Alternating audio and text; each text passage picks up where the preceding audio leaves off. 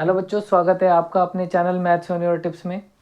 आज हम इस वीडियो में क्लास 12 का चैप्टर 1 स्टडी करेंगे, जो कि है रिलेशन एंड फंक्शन। एग्जाम में इस चैप्टर की वेटेज लगभग 6 मार्क्स की है, जिसमें से एक क्वेश्चन आपका एमसीक्यू में आता है और एक क्वेश्चन आपका 5 मार्क्स का आता है, जिसमें प्रूव करना होता है कि अगर रिलेशन का क्वेश्चन है तो वहाँ प्रूव करने को आता है कि प्रूव करो हमारा जो रिलेशन है वो एक इक्विवेलेंस रिलेशन है। और अगर फंक्शन का क्वेश्चन आएगा तो वहाँ प्रूव करना होगा कि प्रूव करो फंक्शन एक बाइजेक्टिव फंक्शन है। तो इस वीडियो में हम रिलेशन को कवर करेंगे। इसके बाद एक और वीडियो आएगी इस चैप्टर की, जिसमें हम फंक्शन को स्टडी करेंगे। तो स्टार्ट करते हैं। रिलेशन, ये रिलेशन का मतलब हम 11th में पढ़ चुके हैं ऑलरेडी। इससे पहले हम थोड़ा सा ये जान लेते हैं। जैसे मेरे पास एक सेट है ए, जिसके अंदर एलिमेंट है 1, 2 और 3। ये एक सेट है ए 1, 2, 3 का।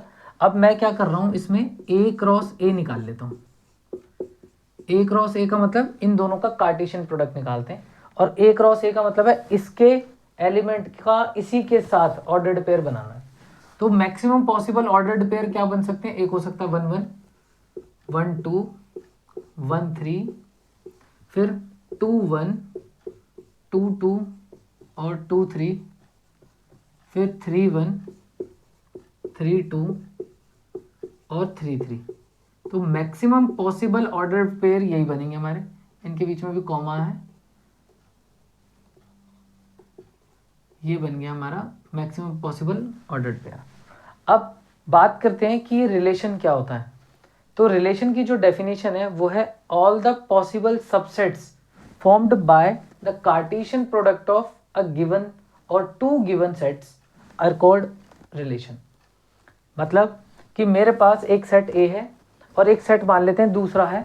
उन दोनों को अगर मैं कार्टेशियन प्रोडक्ट कराता हूँ और उस कार्टेशियन प्रोडक्ट से जितने भी सबसेट बनेंगे वो सारे सबसेट आपके इसके रिलेशन कहलाए जाएंगे। इन कार्टेशियन प्रोडक्ट से बनने वाले जितने भी सबसेट होंगे वो सारे के सारे एक ना एक रिलेशन होंगे। अब वो सबसेट कैसे फॉर्म हो सकते हैं, तो देखिए मैं आपको दिखाता हूँ। एक रिलेशन बनाया मैंने, यहाँ लिखा है R1 is a relation from set A to A। इसको पढ़ने का तरीका है, ये मुश्किल चैप्टर नहीं है, बस थोड़ा सा पढ़ना अगर आ जाए इस चैप्टर को किस तरीके से रीड करते हैं तो आसान चैप्टर है बहुत।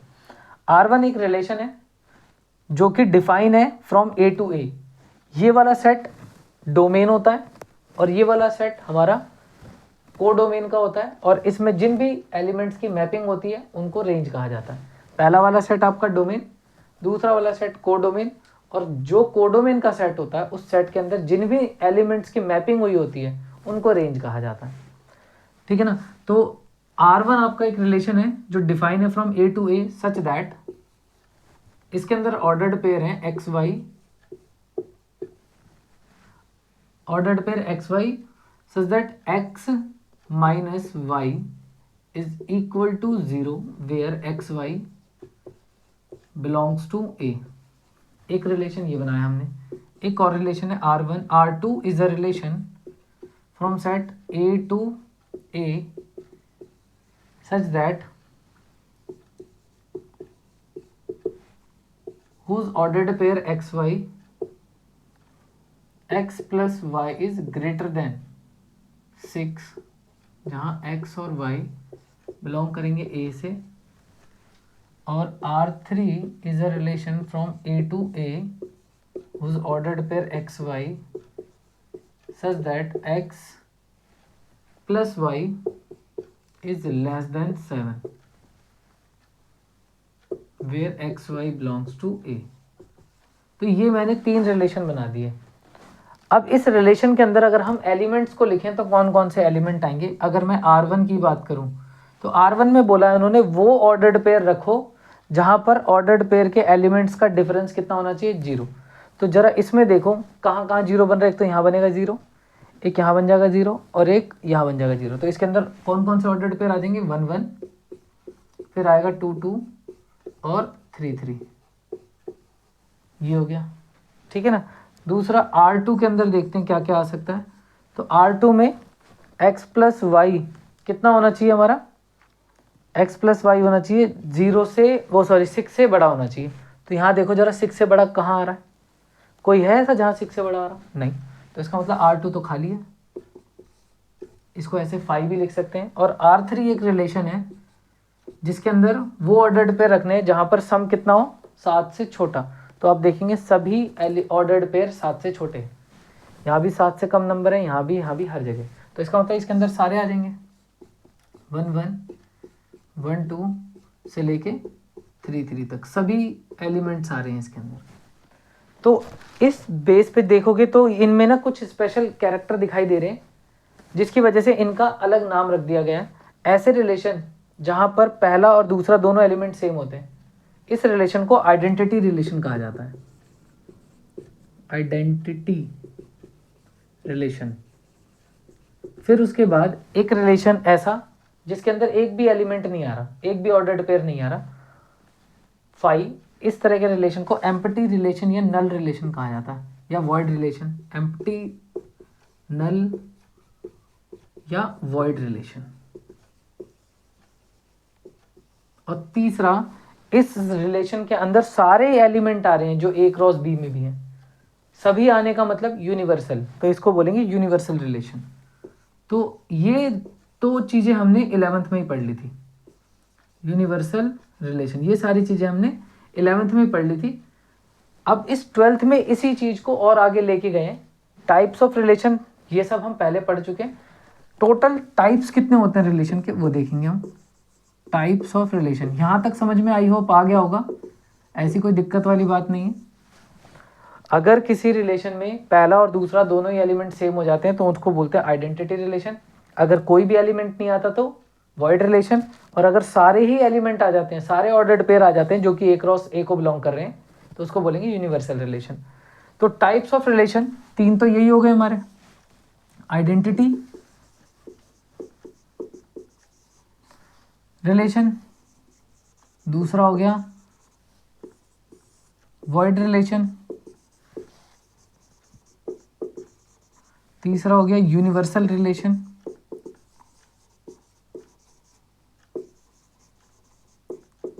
चौथा हो गया रिफ्लेक्सिव रिलेशन,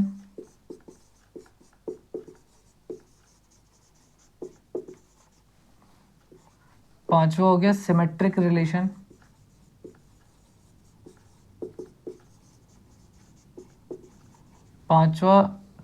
छठा हो गया ट्रांजिटिव रिलेशन,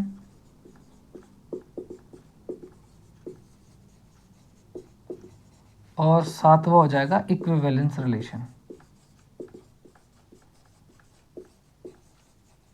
तो ये होते हैं टोटल हमारे पास 7 रिलेशन, जिसमें से ये 3 रिलेशन तो भाई 11th में ही हम जान गए थे, और ये जो 4 रिलेशन है ये हमारे 12th में है, 12th के सिलेबस में, ठीक है ना। तो इन्हीं को डिटेल में पढ़ेंगे। रिफ्लेक्सिव रिलेशन क्या होता है, सिमेट्रिक रिलेशन क्या होता है, ट्रांजिटिव क्या होता है, और इक्विवेलेंस क्या होता है।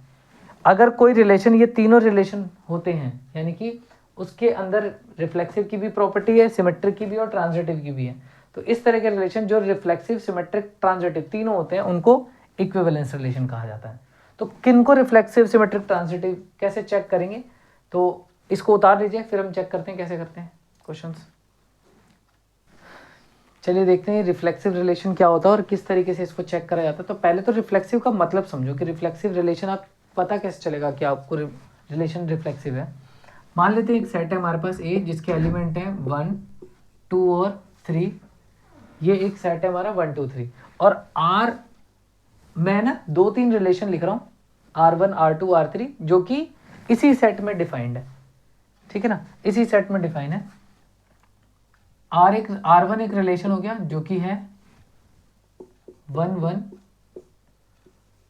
3 3 और 2 2, ये एक रिलेशन हो गया हमारा R1 रिलेशन। R2 एक रिलेशन है जिसमें एलिमेंट है 1 2 2 2 3 2 3 3 और 1 1, ये एक रिलेशन हो गया। R3 एक रिलेशन है 1 1 2 1 2 2 और 3 1, ये एक रिलेशन हो गया। R4 एक रिलेशन है, नहीं 3 ही बहुत है, इसी से पहचानते हैं हम। अब मैं आपको एक बार रिफ्लेक्सिव की डेफिनेशन बताता हूँ होता क्या है। तो रिफ्लेक्सिव होता है if A belongs to set A, अगर ए बिलोंग कर रहा है सेट ए में, then A also belongs to R. यानी कि अगर किसी सेट के अंदर एक एलिमेंट आ रहा है ए और वो खुद के साथ ही ऑर्डर्ड पेयर बना रहा हो, तो बोलोगे वो रिफ्लेक्सिव रिलेशन है।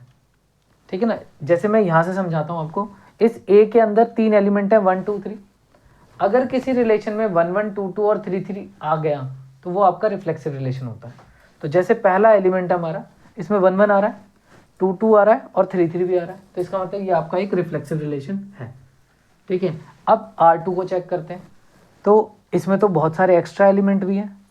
1 1 ये रहा, 2 2 ये रहा, 3 3 ये रहा, ये तो है ही है। साथ ही साथ 1 2 भी है और 3 2 भी है। तो क्या ये रिफ्लेक्सिव रिलेशन होगा? तो ये रिफ्लेक्सिव रिलेशन होगा, ये रिफ्लेक्सिव रिलेशन भी है। ठीक है ना। तो आइडेंटिटी रिलेशन और रिफ्लेक्सिव रिलेशन में क्या डिफरेंस है? अभी पीछे मैंने आइडेंटिटी रिलेशन बताया था, यही आपका आइडेंटिटी रिलेशन था, है ना। अब इसी को मैं रिफ्लेक्सिव रिलेशन कह रहा हूं। तो जो आइडेंटिटी रिलेशन होता है उसमें कोई भी एक्स्ट्रा ऑर्डर्ड पेयर बिलोंग नहीं करेगा, लेकिन जो आपका रिफ्लेक्सिव रिलेशन होता है उसमें ये 3 चीजें तो होनी ही चाहिए, उसके अलावा कुछ भी आ जाए एक्स्ट्रा उससे फर्क नहीं पड़ता, वो रिफ्लेक्सिव हो जाएगा। इसका मतलब ये भी रिफ्लेक्सिव है, ये भी रिफ्लेक्सिव है, ये आइडेंटिटी है, ये आइडेंटिटी नहीं है। अब तीसरे पे आते हैं, बताओ मेरे को क्या ये रिफ्लेक्सिव होगा? एक और पूछता हूं, पहले मैं आपको इसको पूछता हूं, 1 1 और 2 2, क्या ये रिफ्लेक्सिव होगा? तो ये आपका रिफ्लेक्सिव नहीं होगा। इसका रीजन ये है कि आपका 3 जो है वो बिलोंग कर रहा है सेट ए में, और 3 3 जो है वो आपका रिलेशन में बिलोंग नहीं कर रहा, तो इसीलिए ये आपका रिफ्लेक्सिव नहीं है। तो जब ये रिफ्लेक्सिव नहीं है, यहाँ पर ये कंडीशन होनी चाहिए जितने भी एलिमेंट इसके आ रहे हैं ना वो सभी खुद के साथ जरूर ऑर्डर पेयर बनाते हों। अगर बनाएंगे तो ही रिफ्लेक्सिव होगा, अदरवाइज नहीं होगा। इसीलिए ये रिफ्लेक्सिव नहीं है, और अगर ये रिफ्लेक्सिव नहीं है तो ये भी रिफ्लेक्सिव नहीं हो पाएगा, क्योंकि इसमें भी देखो 1 1 और 2 2 तो आ रहा है, 3 3 इसमें भी नहीं आ रहा है, इसलिए ये भी रिफ्लेक्सिव नहीं है। तो आई होप समझ में आ गया होगा रिफ्लेक्सिव होता क्या है। रिफ्लेक्सिव होता है अगर किसी भी सेट के अंदर जितने भी एलिमेंट आ रहे हैं और वो सभी एलिमेंट खुद के साथ ऑर्डर्ड पेयर बनाए, कम से कम खुद के साथ तो बनाते ही हो, एक्स्ट्रा होंगे चलेगा, तो उसको आप रिफ्लेक्सिव रिलेशन बोलोगे। अब इस रिफ्लेक्सिव रिलेशन को प्रूव कैसे करा जाए, तो मैं एक क्वेश्चन के थ्रू भी आपको समझाता हूँ रिफ्लेक्सिव प्रूव कैसे करा जाएगा। मैं हर एक एग्जाम्पल के साथ साथ आपको एक क्वेश्चन करा दूंगा कि रिफ्लेक्सिव कैसे प्रूव करना है। तो हमने क्या करा, एक सेट लिया, L is the set, L is a set of all lines in a plane. ठीक है ना। L एक सेट है सभी लाइनों का जो कि एक प्लेन के अंदर है, और R जो है, R is a relation defined in L where R is equal to L1 comma L2 such that L1 is parallel to L2 where L1 L2 belong करेंगे आपके L में। अब हमें ये चेक करना है कि ये रिफ्लेक्सिव है या नहीं है। इनका कहना है L एक सेट है जो कि लाइनों से बना हुआ है, और R आपका एक रिलेशन है जो सेट L के अंदर डिफाइन है, और ये रिलेशन कुछ इस प्रकार का है कि R के अंदर ऑर्डर्ड पेयर L1 L2 तभी एग्जिस्ट करेगा जब L1 और L2 एक दूसरे से पैरेलल होंगे। यानी कि जब दो लाइनें आपस में पैरेलल होंगी ना, उन सभी का ऑर्डर्ड पेयर बन के रिलेशन के अंदर आ जाएगा। तो हमें ये चेक करना है क्या ये रिफ्लेक्सिव है। तो देखो, रिफ्लेक्सिव कभी भी आप प्रूव करते हो तो रिफ्लेक्सिव प्रूव करने के लिए आपको सिर्फ एक एलिमेंट को लेट करना है, एक सिंगल एलिमेंट को लेट करना है जो कि आपका इस सेट में बिलोंग करेगा। तो हमने लेट कर लिया, let L belongs to L। L एक एलिमेंट है जो सेट L में बिलोंग कर रहा है। अब बस आप ये चेक कर लो कि क्या L खुद के साथ ऑर्डर्ड पेयर बना सकता है। खुद के साथ ऑर्डर्ड पेयर वो तब बनाएगा अगर L खुद के साथ पैरेलल है। जो भी ये कंडीशन अप्लाई कर पाएंगे या फिर होल्ड करेंगे वो ऑर्डर्ड पेयर बनाएंगे। तो दो लाइनें आपस में पैरेलल तब होती हैं जब उनके बीच में एंगल 0 या 180 डिग्री होता है। तो हर लाइन खुद के साथ जो एंगल बनाती है वो 0 बनाती है, इसलिए आप कह सकते हो हर लाइन अपने पैरेलल होती है। तो आप यहाँ पे ये भी बोल सकते हो एल जो है वो पैरेलल है एल के। अगर एल एल के पैरेलल है तो जो एल एल होगा वो आपका बिलोंग करेगा रिलेशन में। Therefore R is reflexive relation,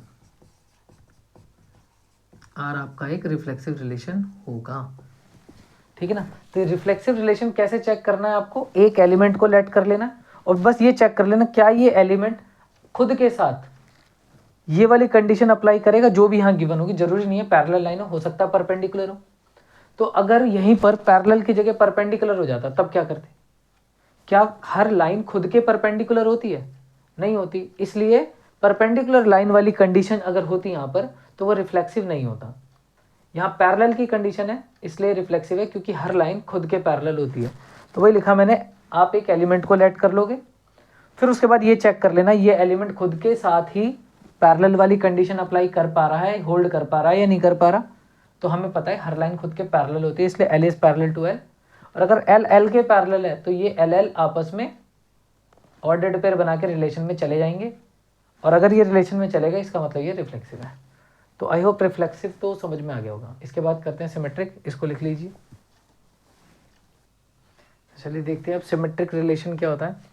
a relation R is said to be symmetric, एक रिलेशन आर है जिसको सिमेट्रिक कह सकते हैं हम इफ ए मतलब if A B belongs to set A, दो एलिमेंट है ए और बी जो कि सेट ए में बिलोंग कर रहे हैं, और ये दो एलिमेंट जो है वो ऑर्डर्ड पेयर बना के रिलेशन के अंदर भी हैं।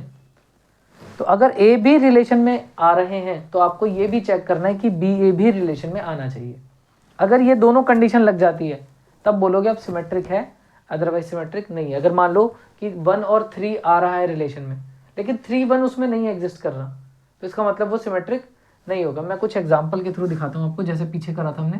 ए एक सेट है जिसमें एलिमेंट है 1 2 3 और मैंने कुछ रिलेशन बना लिए इसी में।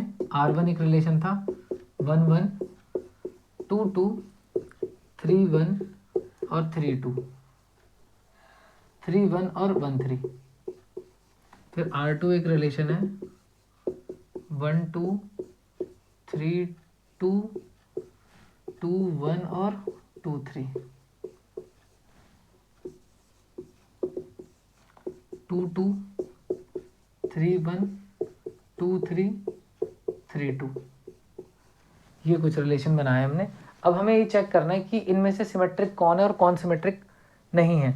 तो ये एक चीज़ का ध्यान रखना, अगर कोई भी एलिमेंट खुद के साथ ऑर्डर्ड पेयर बना रहा है, जैसे ये बना रहा है, मैंने यहाँ पे आपको समझाया ए बी है तो बी ए भी होना चाहिए। अगर सोचो इसके अंदर 1 1 है, अब मैं अगर इसको ऐसे पलट भी दूँ तब भी ये क्या होगा 1 1 ही तो होगा। यानी कि अगर ये 1 1 है तो एक और 1 1 होना चाहिए। और सेट की क्या प्रॉपर्टी होती है, सेट की प्रॉपर्टी होती है कि ऑर्डर रिपीट नहीं कर सकते। इसका मतलब अगर ये 1 1 है तो हम दूसरा 1 1 नहीं ढूंढेंगे, इसी से काम चल जाएगा, ठीक है ना। यानी कि अगर दोनों ऑर्डर्ड पेयर, जो ऑर्डर्ड पेयर हमारा बन रहा है उसके अंदर दोनों ही एलिमेंट अगर मेरे सेम है तो मैं उसका उल्टा वाला नहीं चेक करूंगा। ये इसको परमिशन है कि ये रह सकता है सिमेट्रिक के अंदर, तो यानी कि ये चलेगा, ये भी चलेगा। अब देखो 3 1 है तो 1 3 होना चाहिए, तो है 1 3 भी है, तो इसका मतलब ये हमारा सिमेट्रिक रिलेशन है। अब इधर चेक करते हैं 1 2 है 3 2 है 2 1 है, हाँ देखो इसको पलट के कर दो 2 1 आ गया, और ये 3 2 है इसको पलट के देख लो 2 3 आ गया। इसका मतलब ये भी हमारा क्या है, ये भी हमारा सिमेट्रिक रिलेशन है। अब यहाँ देखते हैं 2 2, इसको तो परमिशन है, यहाँ कोई दिक्कत नहीं। 3 1 3 1, ये 2 3 ये 3 2, देखो ये दोनों आपस में उल्टे हैं, लेकिन 3 1 तो है इसमें, 1 3 नहीं है, तो क्या बोलेंगे 3 1 बिलोंग कर रहा है R3 में, लेकिन 1 3 इसके अंदर बिलोंग नहीं कर रहा, therefore it is not symmetric, ये सिमेट्रिक नहीं है। अब कई बच्चे ये भी सोच रहे होंगे कि यार रिफ्लेक्सिव में तो सभी एलिमेंट के साथ देखा जाता था, यहाँ तो नहीं देखते। हाँ तो ये सही सोच रहे हैं, इसमें जरूरी नहीं है कि सभी एलिमेंट के ऑर्डर्ड पेयर बन के इसके अंदर आए, बस इसमें ये देखना होता है कि अगर ये है तो ये भी हो, मीन्स अगर ए बी है तो बी ए भी हो, बस यही है। ये नहीं देखना कि सभी एलिमेंट ऑर्डर्ड पेयर बनाते हों, ये सिर्फ आपको रिफ्लेक्सिव में चेक करना और किसी में चेक नहीं करना। तो चलिए हम जैसे रिफ्लेक्सिव को सॉल्व करना सीखा था कि किस तरीके से रिफ्लेक्सिव प्रूव होता है, ऐसे हम सिमेट्रिक को भी प्रूव करते हैं। सेम वही क्वेश्चन ले रहा हूँ मैं। आर एक रिलेशन है, कौन सा, वही L1 और L1 नहीं L1 L2 such that L1 parallel है L2 के, जहाँ पर L1 और L2 बिलोंग करेगा L के अंदर, ऐसा है कुछ। अब आपको ये चेक करना है कि ये सिमेट्रिक है या नहीं है। तो सिमेट्रिक कैसे चेक करते हैं, जैसे मैंने आपको रिफ्लेक्सिव समझाया, रिफ्लेक्सिव प्रूव करने के लिए आपको एक एलिमेंट सेट के अंदर लेट करना होता है। यहाँ पर मैं आपको ये बताऊंगा सिमेट्रिक कैसे प्रूव करते हैं। तो सिमेट्रिक को प्रूव करने के लिए आपको प्रूव नहीं करना, हमने चेक करना है। चेक करने के लिए आपको दो एलिमेंट लेट करने हैं। रिफ्लेक्सिव में एक ही एलिमेंट लेट करते हैं, यहाँ पर दो एलिमेंट लेट करते हैं। तो देखिए इसका solution, let two different elements ले लिए मैंने L1 L2 जो कि बिलोंग कर रहे हैं हमारे किसके अंदर, सेट के अंदर। और जो एलिमेंट आपके सेट के अंदर बिलोंग कर रहे हैं ना, उससे बनने वाला एक ऑर्डर्ड पेयर भी लेट कर लो, यानी ये दोनों चीजें लेट करनी है।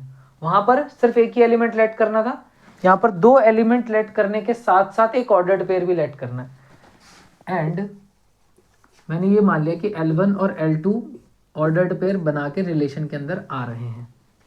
समझ रहे हो बात मेरी बेटा? यहां पर क्या कर रहा है, दो एलिमेंट लिए हैं और दोनों एलिमेंट ऑर्डर्ड पेयर बना रहे हैं, मैंने ये भी लेट कर लिया। ठीक है, अब यहां पर पढ़ते हैं। मैंने क्या बोला, अगर दो एलिमेंट सेट के अंदर आ रहे हैं और वो दोनों ऑर्डर्ड पेयर बना के रिलेशन के अंदर आ रहे हैं, तो सिमेट्रिक होने के लिए अगर ए बी आ रहा है तो बी ए भी होना चाहिए, है ना। तो चलिए चेक करते हैं। अब अगर ये दोनों ऑर्डर्ड पेयर बना के रिलेशन के अंदर आ रहे हैं तो इनके बीच में ये वाली कंडीशन लग रही होगी, तभी ये ऑर्डर्ड पेयर बना रहे हैं, है ना। तो इसका मतलब देयरफॉर वी कैन से L1 पैरेलल है L2 के। अब यहाँ देखिए, ये एक लाइन है L1, ये दूसरी लाइन है हमारी L2। अब मैं कह रहा हूँ आपसे कि L1 और L2 पैरेलल है ना। तो क्या L2 और L1 पैरेलल नहीं होंगे? होंगे भाई। अगर L1 L2 के पैरेलल है तो L2 L1 के पैरेलल भी होगा। देयरफॉर वी कैन से L2 पैरेलल है L1 के, है ना। और अगर L2 और L1 पैरेलल है तो ये दोनों ऑर्डर्ड पेयर बना के रिलेशन में गिरेंगे। सो दैट L2 और L1 belongs to R। L1 L2 हमने लेट करा था R के अंदर आ रहा है, और L2 L1 मैंने प्रूव कर दिया कि वो भी R के अंदर आ रहा है। Therefore we can say it is symmetric relation, यानी कि जो पैरेलल लाइन वाली कंडीशन है वो आपका रिफ्लेक्सिव भी है और साथ ही साथ सिमेट्रिक भी है। चलिए अब इसमें परपेंडिकुलर भी सोचते हैं थोड़ा सा। क्या L1 और L2 परपेंडिकुलर होते तो क्या ये सिमेट्रिक होता? तो देखिए, अगर L1 और L2 परपेंडिकुलर होते, अगर L1 और L2 परपेंडिकुलर हैं तो L2 और L1 भी परपेंडिकुलर होगा। तो इसका मतलब ए बी आ रहा है तो बी ए भी उसमें एग्जिस्ट कर रहा है। तो L1 L2 अगर परपेंडिकुलर होता ना यहाँ पर, तो भी ये सिमेट्रिक रिलेशन होता। समझ रहे हो बेटा मेरी बात?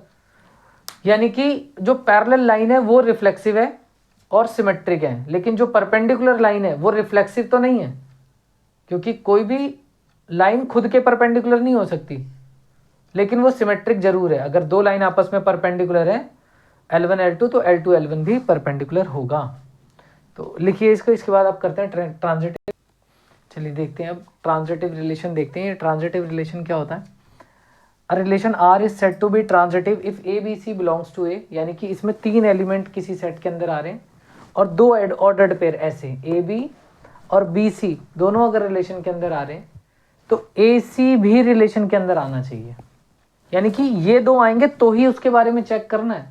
अगर ए बी आ रहा है और जहां पर ये खत्म है वहां से शुरू होने वाला कोई दूसरा ऑर्डर्ड पेयर नहीं है, तो क्या इसको ट्रांजिटिव में माना जाएगा? तो हाँ, यस माना जाएगा। तीसरा एलिमेंट आप हर केस में नहीं देखोगे, तीसरा एलिमेंट आपको तब देखना है जब ए बी और बी सी हो, तब आप ए सी को ढूंढोगे। एग्जाम्पल के थ्रू समझते हैं, देखते हैं। 1 2 3 अगेन वही है, ए एक ले लिया मैंने, 1 1 2 3 3 1 2 1,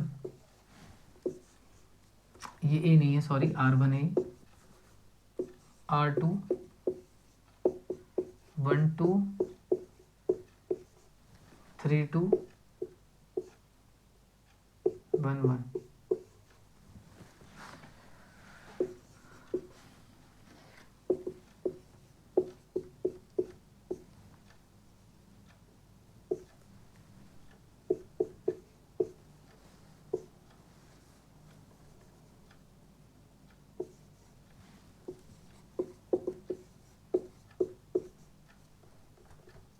मैंने कुछ एग्जांपल ले लिए, शायद समझ में आ जाएगा इन सब से। अब ये एक है, जैसे same ordered pair, same element वाला जो ऑर्डर्ड पेयर होता है वो तो भाई आपका रिफ्लेक्सिव, सिमेट्रिक, ट्रांजिटिव तीनों के लिए कुछ कोई दिक्कत नहीं करता, यानी ये चलेगा। अब यहाँ देखो 2 3 है, ये 3 पे ख़त्म है। अब ये देखो 3 1 है, यानी कि जहाँ से ये ख़त्म है वहीं से ही शुरू है। तो अगर ये दो ऐसे ऑर्डर्ड पेयर एग्जिस्ट करेंगे तब आप तीसरे के बारे में सोचोगे कि भाई ये भी होना चाहिए। तो देखो है 2 1 भी है, यानी कि ये तो कोई दिक्कत नहीं कर रहा। यहाँ पे 2 3 है और जहाँ ये ख़त्म है वहाँ से शुरू हो गया दूसरा, ये भी है। तो हमें तीसरा भी देखना है, 2 1 भी देखना, वो भी आ रहा है, इसका मतलब ये ट्रांजिटिव है, कोई दिक्कत वाली बात नहीं है। यहाँ आ जाओ, अब यहाँ देखो 1 2 है ना, ये देखो 3 2 है, ऐसा कुछ हो ही नहीं रहा भाई, जहाँ पर ये ख़त्म हो वहाँ से दूसरा शुरू हो। और ये देखो 1 3 है, 1 1 है, ये तो कोई दिक्कत ही नहीं करता, 1 1 से तो कोई प्रॉब्लम ही नहीं है। अब यहाँ 1 2 है, जहाँ ये ख़त्म हो रहा है वहाँ से ये शुरू नहीं हो रहा, और ऐसे ही यहाँ पर देखो जहाँ पर ये ख़त्म हो रहा है वहाँ से ये शुरू नहीं हो रहा। तो इसका मतलब ये कोई दिक्कत नहीं बना रहे भाई। मैंने अभी आपसे बोला था कि अगर ऑर्डर्ड पेयर आपका जहाँ ख़त्म हो रहा है वहीं से स्टार्ट होने वाला एक दूसरा ऑर्डर्ड पेयर मिल जाता है, तब आप तीसरे के बारे में सोचेंगे। लेकिन अगर वो चीज़ बन ही नहीं रही है तो कोई दिक्कत वाली बात नहीं, ये ट्रांजिटिव है। ऐसे यहाँ देखो, इसमें एक ही ऑर्डर्ड पेयर है, इसका मतलब ये भी ट्रांजिटिव है, कोई दिक्कत नहीं है यहाँ पे, क्योंकि भाई दूसरा है ही नहीं तो तीसरा क्यों सोचें। ठीक है, ये भी ठीक है ना। और अब यहाँ आओ, यहाँ 2 1 है और यहाँ 1 3 है, यहाँ पे 1 पे ही ख़त्म हो रहा है और ये 1 से शुरू हो रहा है। तो अगर 2 1 है और 1 3 है तो 2 3 मैं ढूंढूंगा, मेरे को नहीं मिल रहा, इसका मतलब ये ट्रांजिटिव नहीं है। तो आई होप ट्रांजिटिव भी आप लोगों को समझ में आ गया होगा। अब इस पे एग्जांपल देखते हैं कैसे करना है। फिर वही रिलेशन ले ले रहे हैं भाई, पैरेलल वाले। आर आपका एक रिलेशन है L1 और L2 का, यहाँ पर L1 पैरेलल है L2 के, such that L1 L2 belong करेगा आपका L के। अब मेरे को ये ट्रांजिटिव चेक करना है। तो रिफ्लेक्सिव में क्या करा था, मैं बार बार आपको रिकॉल करा रहा हूँ ताकि याद हो जाए कि क्या करना होता है क्वेश्चन में। रिफ्लेक्सिव के टाइम पर आपको एक ही एलिमेंट लेट करना है, सिमेट्रिक के टाइम पर आपको दो एलिमेंट लेट करने हैं और एक ऑर्डर्ड पेयर लेट करना है। यहाँ पर 3 एलिमेंट और 2 ऑर्डर्ड पेयर लेट करने हैं। लेट L1 L2 और L3 ये तीनों बिलोंग कर रहे हैं हमारे इसमें, और 2 ऑर्डर्ड पेयर लेट कर लो। L1 L2 ये बिलोंग कर रहा है R में, और L2 और L3 ये भी बिलोंग कर रहे हैं R में, ठीक है ना। L1 L2 भी बिलोंग कर रहा है R में और L2 L3 भी बिलोंग कर रहा है आपका R में। अगर ये दोनों ऑर्डर्ड पेयर बना रहे हैं इसका मतलब ये दोनों पैरेलल होंगे तभी R के अंदर आ रहे हैं, इसका मतलब L1 पैरेलल है L2 के। और ऐसे यहाँ पर ये दोनों अगर ऑर्डर्ड पेयर बना रहे हैं इसका मतलब ये भी पैरेलल है, L2 पैरेलल है L3 के। तो यहाँ पे थोड़ा ध्यान देंगे, अगर L1 पैरेलल है L2 और L2 पैरेलल है L3 तो ये दोनों भी आपस में पैरेलल होंगे, ये L1 ये L2 ये L3। अगर ये दोनों पैरेलल हैं और ये दोनों भी पैरेलल हैं तो ये इसके भी पैरेलल होगा। समझे ना मेरी बात बेटा। तो यहाँ पे हम लिख सकते हैं देयरफॉर L1 पैरेलल है L3 के। तो यहाँ पर देख रहे हो ये L1 L2 आ रहा है, जहाँ ये ख़त्म है वहाँ से ये भी आ रहा है, तो मैं तीसरा देखूंगा L1 L3, तो देखिए वो भी आ रहा है, इसका मतलब ये आपका R इज ट्रांजिटिव रिलेशन। अब इसी में ही चेक कर लेते हैं परपेंडिकुलर का भी भाई। L1 परपेंडिकुलर है L2 के और L2 परपेंडिकुलर है L3 के, तो क्या L1 और L3 परपेंडिकुलर होंगे? देख लेते हैं। ये मान लो L1 है, ये L2 है, ये दोनों परपेंडिकुलर है, और एक और लाइन है L3 जो L2 के परपेंडिकुलर है। L2 मतलब L3 के परपेंडिकुलर, ये रहा। तो ये दोनों आपस में पैरेलल हो गए, परपेंडिकुलर नहीं होंगे। इसका मतलब जो परपेंडिकुलर लाइन है वो आपका ना तो रिफ्लेक्सिव है और ना ही ट्रांजिटिव है, वो सिर्फ और सिर्फ सिमेट्रिक है। ठीक है बेटा। तो इस तरीके से आपको रिफ्लेक्सिव, सिमेट्रिक और ट्रांजिटिव चेक करना मैंने सिखा दिया। अब एक क्वेश्चन लेंगे जिसमें हम तीनों चीज़ें चेक करेंगे और देखेंगे कि भाई वो कौन रिफ्लेक्सिव, सिमेट्रिक, ट्रांजिटिव तीनों हो रहा है या नहीं हो रहा। अगर कोई भी रिलेशन, ये तीनों रिलेशन हो जाते हैं तो हम उसको क्या बोलते हैं, वो इक्विवेलेंस रिलेशन है। इस हिसाब से ये जो पैरेलल लाइन वाला रिलेशन है ये आपका एक इक्विवेलेंस रिलेशन है। ये पूरा एक क्वेश्चन बन जाएगा कि प्रूव करो कि ये इक्विवेलेंस है, और वो कैसे करोगे आप, पहले रिफ्लेक्सिव वाला पार्ट करोगे जो मैंने कराया था, फिर सिमेट्रिक वाला, फिर ट्रांजिटिव वाला। ये पूरा मिलके एक क्वेश्चन बनता है और 5 मार्क्स का क्वेश्चन आता है एग्जाम में। और देखते हैं किस किस टाइप के क्वेश्चन बन सकते हैं इसमें। चलिए उतार लीजिए इसे। चलिए देखिए एक क्वेश्चन है ये, इसमें हमें इक्विवेलेंस प्रूव करना है। इक्विवेलेंस वैसे मैंने डेफिनेशन नहीं लिखाई आपको, लेकिन बता जरूर दिया है कि इक्विवेलेंस होता क्या है। अगर कोई भी रिलेशन, तीनों रिलेशन बन जाए, यानी रिफ्लेक्सिव भी हो जाए, सिमेट्रिक भी हो जाए, ट्रांजिटिव भी हो जाए, तो हम उसको इक्विवेलेंस बोलेंगे। तो देखिए क्या लिखा, a relation R define in set N. एक रिलेशन आर है जो कि सेट एन में डिफाइन है, नेचुरल नंबर में, ठीक है ना। और रिलेशन कुछ ऐसा है of ordered pair A B, जहाँ पर ए माइनस बी, और मोड का मतलब है मैं सिर्फ डिफरेंस की बात करूंगा, मैं उसके साइन की बात नहीं करूंगा, प्लस आ रहा है माइनस आ रहा है, कि ए माइनस बी जो है एक इवन नंबर होगा जहाँ पर ए और बी बिलोंग करें नेचुरल नंबर से। तो हमसे कहता है शो करो कि ये एक इक्विवेलेंस रिलेशन है। 6 मार्क्स का आता है, 5 मार्क्स का आता है, सॉरी 6 मार्क्स, हम जब पढ़ते थे तो उस टाइम पे 5 मार्क्स का क्वेश्चन नहीं आता था, 6 का आता था, इसलिए वही 6 मार्क्स चल रहा है। तो अब पैटर्न थोड़ा चेंज हो गया, तो 5 मार्क्स का क्वेश्चन आता है इससे। और देखो कैसे करेंगे, तो वही सेम चीज जो भी करी थी मैंने, जो समझाया था सेम वही रिपीट होगा बार बार। पहले हम रिफ्लेक्सिव चेक कर रहे हैं, तो लिखेंगे रिफ्लेक्सिविटी। अब जब मैं रिफ्लेक्सिविटी चेक करूंगा, तो मैंने अभी समझाया था आपको सिर्फ एक एलिमेंट लेट कर लेना है, और वो किसके अंदर लेट कर लेना है, इसमें। तो मैंने कर लिया भाई let A belongs to N. और बस आप ये चेक कर लो, क्या ए दोनों जगह अगर मैं ए कर दूं तो क्या डिफरेंस उसका जो आएगा वो इवन नंबर होगा। तो इवन नंबर की डेफिनेशन क्या होती है, तो इवन नंबर की डेफिनेशन है ऐसे नंबर जो 2 से एग्जैक्टली डिवाइड हो जाए उनको इवन नंबर कहा जाता है। तो अगर मैं a माइनस ए कर दूं तो आ जाएगा 0, और 0 जो है ना भाई सबसे डिवाइड होता है, 2 0 है 0। तो इसका मतलब है कि a माइनस ए करके जो 0 आ रहा है वो 0 एक इवन नंबर की कैटेगरी में आता है, इसीलिए a आपका ऑर्डर्ड पेयर बनाएगा। तो क्या लिखेंगे कि let a belongs to n और a minus A equal to 0। 0 is an even number, therefore a जो है आपका वो बिलोंग करेगा रिलेशन में। समझ में आई बात, a आपका इसके अंदर आ रहा है और a माइनस ए कर दिया तो 0 आ गया, और 0 आपका इवन नंबर है, तो इसका मतलब a बिलोंग कर गया रिलेशन के अंदर। ऐसा सारे एलिमेंट करेंगे आप, 1 माइनस 1 कर लो, चाहे 2 माइनस 2 कर लो, नेचुरल नंबर का सेट है ना, कोई सा भी नेचुरल नंबर उठा लो, 2 minus 2, 3 minus 3, 4 minus 4, 10 minus 10, 100 minus 100, सब 0 आएगा, और सब एक इवन नंबर है। इसका मतलब हमारा जो रिलेशन है वो 1 1, 2 2, 3 3, 4 4, 5 5, ये तो कम से कम रखेगा ही रखेगा, इसके अलावा भी और आएंगे। समझ रहे हो मैं क्या कहना चाह रहा हूँ, समझना, ठीक है ना।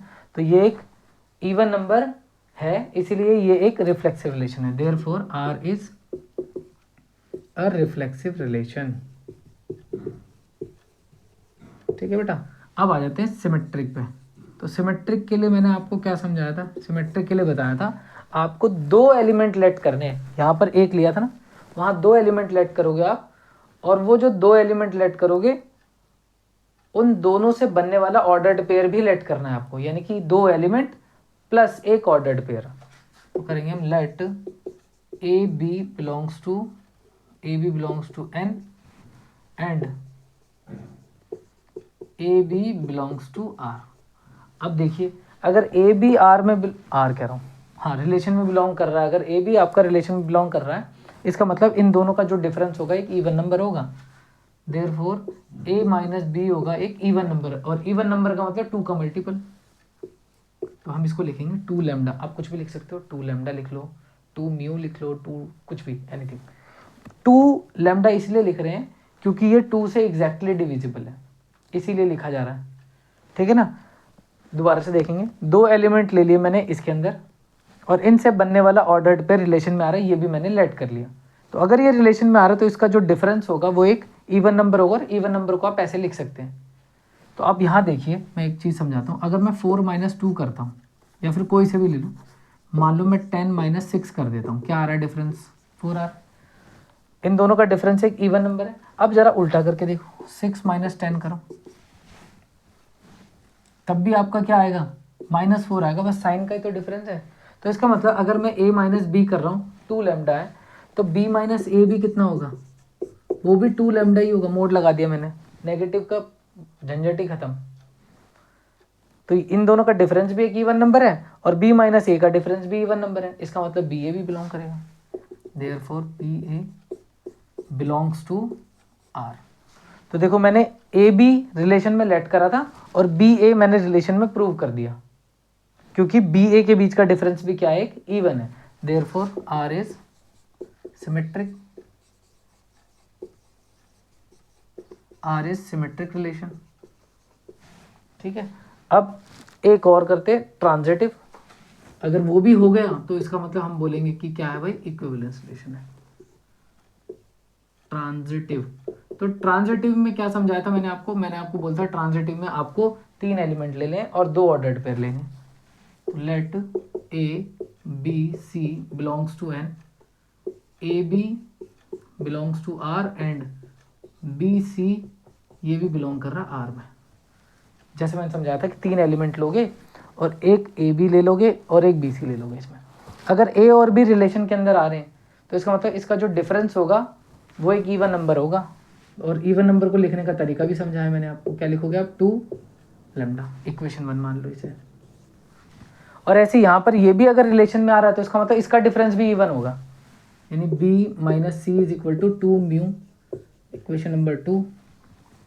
अब आप क्या कर दो, इन दोनों को ऐड कर दो, ऐड 1 एंड 2। अगर मैं 1 और 2 को ऐड कर देता हूँ तो देखिए क्या बनता है, a माइनस बी और b minus C is equal to 2 lambda plus 2 mu, 2 lambda plus 2 mu, नहीं दिख रहा होगा, 2 लैम्डा प्लस 2 म्यू। अब यहाँ देखो b से b कट गया, क्या आ गया, a minus C is equal to 2 common ले लो, लैम्डा प्लस म्यू आ गया ना। इसका मतलब a और c का डिफरेंस भी एक इवन नंबर है क्योंकि 2 का मल्टीपल है। और अगर इन दोनों का डिफरेंस एक इवन आ गया इसका मतलब ए सी भी आपका रिलेशन में बिलोंग कर गया। तो देखो मैंने ए बी और बी सी को रिलेशन में लेट करा था और ए सी मैंने प्रूव कर दिया। Therefore R is transitive relation. तो मैंने तीनों चीज़ें दिखा दी। तो लास्ट में अब आप ये लिख दोगे, एक लाइन लिखोगे, यहाँ पे देख लीजिए, लास्ट में आप ये लिखोगे, R is reflexive symmetric as well as transitive relation,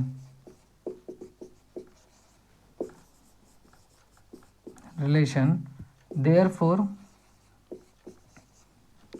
R is an equivalence relation।